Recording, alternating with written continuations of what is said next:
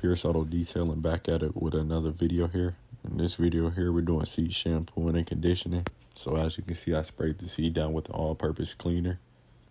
Next, I'm going to use a drill brush to rub in that all-purpose cleaner to get all the stains out. And after I do that there, I'm now going to use an extractor to extract all the stains and all the nasty stuff that's in the seats out. The extractor does a really good job with getting all the stains out of the seats and everything, all the dirt and grime that's in the seats. And now let's take a look like what it looked like after. That's what it looked like after.